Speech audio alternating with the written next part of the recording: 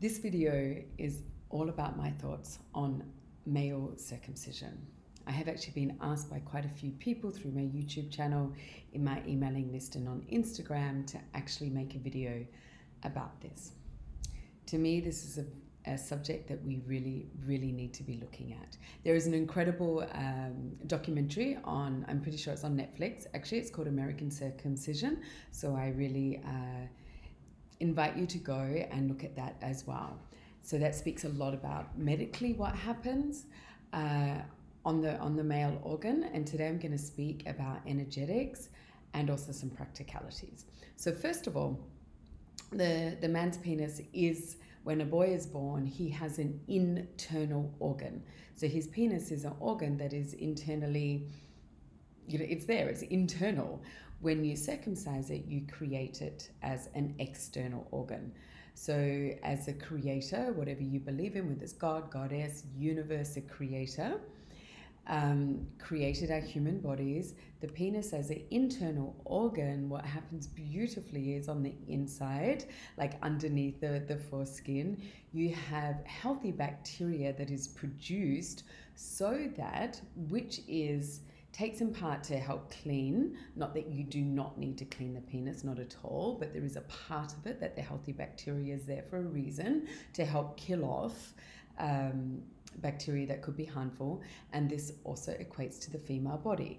So the man's penis is an absolute beautiful symbiotic relationship with the female internal environment of her vagina. So when a man enters into a woman, the beautiful healthy bacteria that is cultivated helps kill off any bacteria that could be at the entrance so that she doesn't experience infection, UTIs, discomfort, all of that stuff.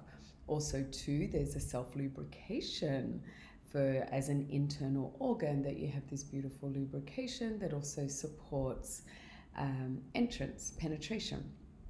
So once you create an external organ on the man's body, you now have a different type of bacteria that's growing.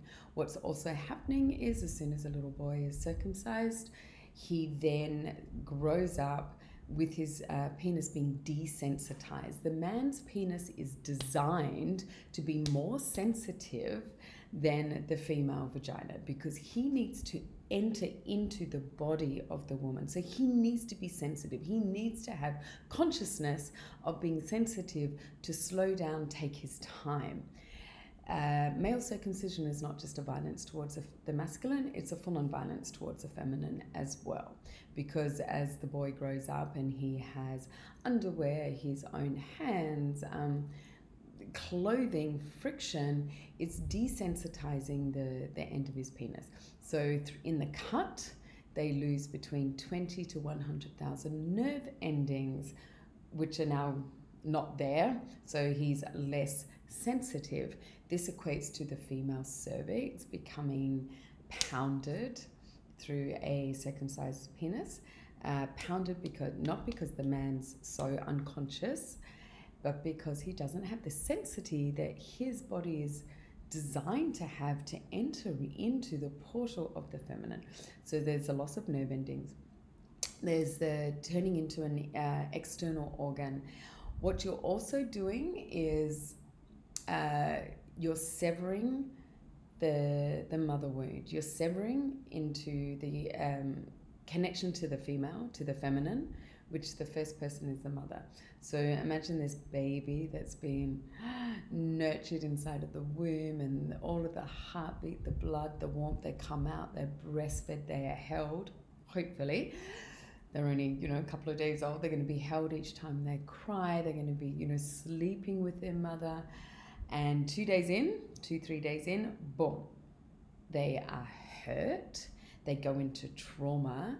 Something happens to them that is beyond belief. It's like being dropped on the floor and their skull, cracked onto the cement floor. That's, you think of that sort of pain. That's what's happening on their beautiful sexual organ. They are handed back to the mother. They're not handed to the father. They're handed to the mother, especially in religion. They're handed to the mother. So straight away, there's that lack of trust, and you've severed into the mother wound. you are removing the act of reverence, softness, spaciousness, and pleasure towards the feminine.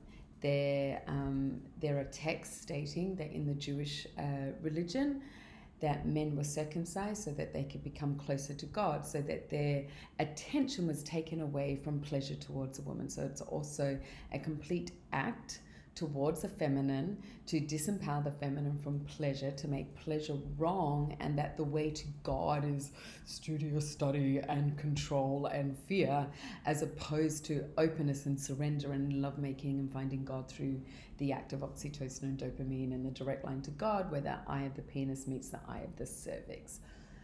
So I am very, very passionate about really bringing light to the fact that circumcision is not this. Oh, this is the other fact, especially if you're religious and you're doing it for religious reasons, and you believe in a creator, you believe that God is great, you believe that your creator and your belief system, that this man or this entity, this energy created all life forms, created life on earth, and he made one effing mistake. He, she, they made one mistake, which was to put skin on the end of the man's penis. Like, that's the mistake creator made.